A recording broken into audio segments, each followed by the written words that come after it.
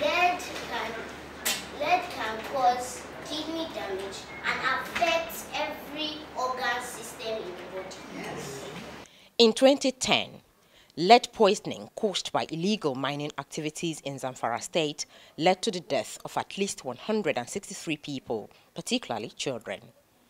Today, lead poisoning in children under 5 across Nigeria is put at 734. This is what is informing the call by experts for effective policies to regulate the use of lead, particularly in paint manufacturing and artisanal gold mining sector. Standard Organization of Nigeria puts lead in paint standard at 90 parts per million. Lead content in paint at 90 ppm. Why we can't stand with that is that they are not able to hold the industry accountable. What I mean is, you can't take anybody up on that. It's just a standard. It's just to say, okay, this is the standard of level, because there are different chemicals that are found inside paint. So each one has a level or a standard that you must meet to meet maybe NIS standard certification of SON. That is not enforceable. We need to move to a regulatory framework.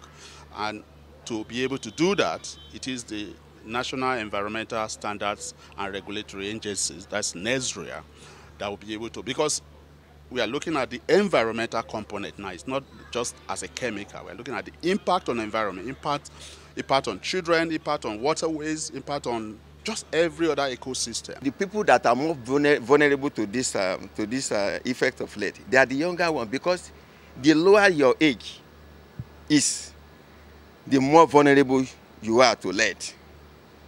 That's why we say that this thing can be transferred, the lead, it can be transferred even from the mothers breastfeeding. In terms of the bones in the body, you know, the bone contains calcium.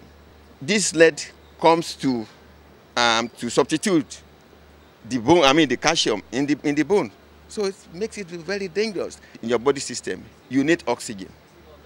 And when the lead gets there, instead of aiding the oxygen to be moving around your body, it disallows it. It aids the removal of oxygen from your body system. And what causes?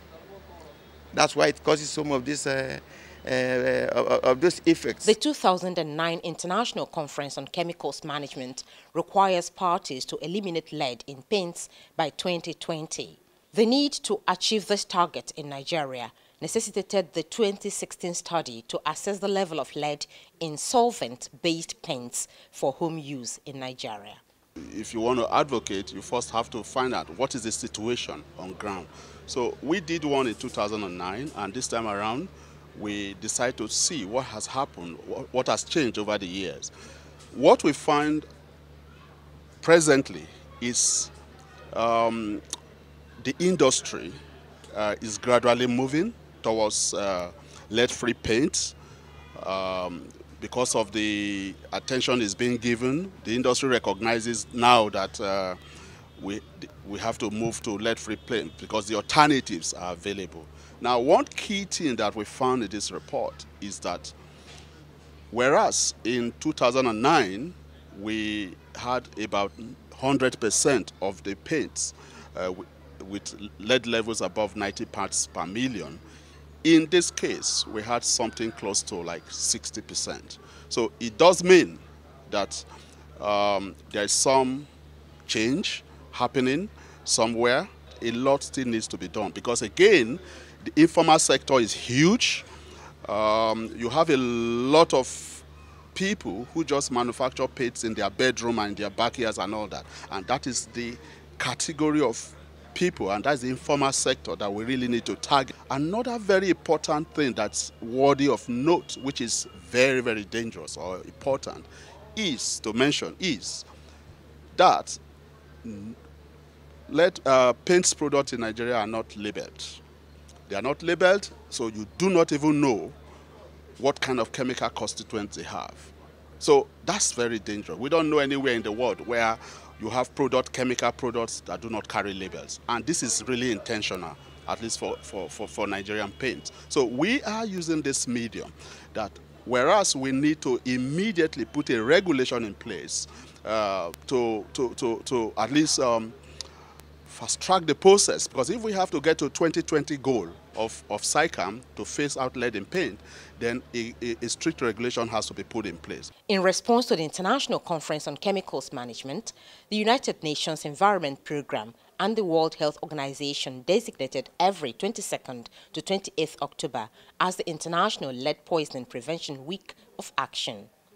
This year's theme is Ban Lead in Paints, and Nigeria is keying into this campaign. Some of our members are already producing lead-free paint, and the rest are making effort to key in. Because over the years, like this year, we met severally with the Standard Organization of Nigeria. Like I said there, we meet from time to time. We set the standard in conjunction with them, and then from time to time we also meet to review the standards if there is a need to do so. All paint manufacturing factories must comply with the requirements of those standards. And in those standards, we have specifications for lead. And those specifications are according to global permissible levels of 90 ppm or less. Lead is a toxic heavy metal used in paints, cosmetics, and mining activities, but has been found to be harmful to humans and the environment.